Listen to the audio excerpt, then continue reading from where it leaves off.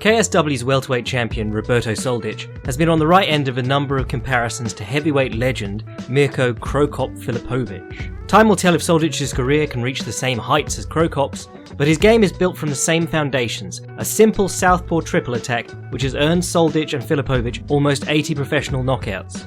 This southpaw triple attack consists of the left body kick, the left high kick, and the left straight.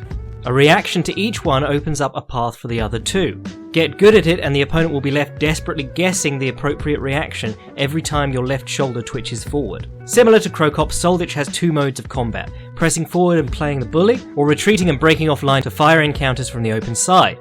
The open side is the less protected side of the stance. On an orthodox fighter that's the right side, on a southpaw fighter that's the left side. Another way to think about it is that the opponent's belly button points towards their open side. Kicking into the closed side means that even if the opponent cowers and turns away from you, like a day one kickboxer, you are probably going to kick the meaty slabs of their back and shoulder.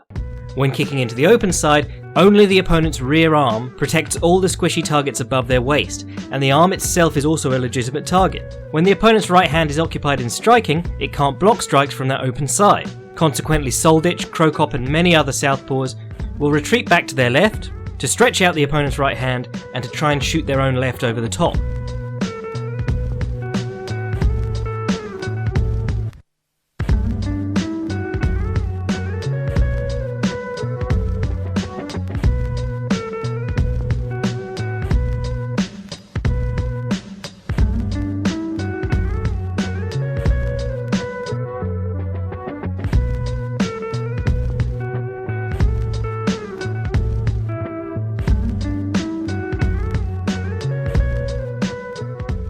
Another side effect of circling off in this fashion is that as the opponent is turning, his right arm can wander. Cro Cop and Soldic both make a habit of circling out to the left and then immediately throwing in the left high kick or left body kick. Giorgio Petrosian has also had considerable success through his career, turning the opponent and kicking them in the body as they pivot.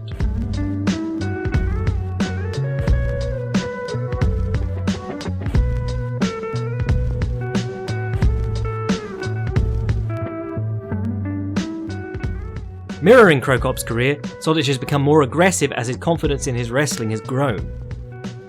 In most of his recent performances, Soldic has pressed forward and backed his opponent onto the fence, dropping away only when they lash out at him. He has also begun opening up in combination more frequently, something that Cro Cop was never that comfortable doing either. This brings us to a couple of odd habits in Soldic. The first is that he often makes himself a sucker for the left hook. Most southpaws will hand fight with their lead hand, check the opponent's lead hand or rip it down, and then throw their left straight. Soldic just goes right after the left straight, and drops his right hand down to his hips each time he throws it. Getting caught with a counter left hook from Dricus du Plessis in April of 2018 cost Soldic his KSW title. Soldic also has the habit of going wild against his opponent's guard once he has them hurt. In several of his fights, he has obviously injured his left hand and begun throwing it as a spazzy hammer fist to try and work around the injury. A little more bodywork and some variation of power in his punches when the opponent is covering up could save Soldic a lot of grief and some brittle hands later in his career.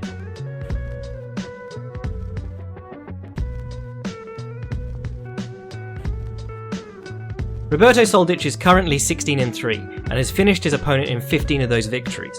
Having won his KSW belt back from Dricus du Plessis, he is attempting to defend it for a second time at KSW 50 on Saturday night. He's the definition of an action fighter and is well worth your time if you missed the magic of Mirko Cro Cop.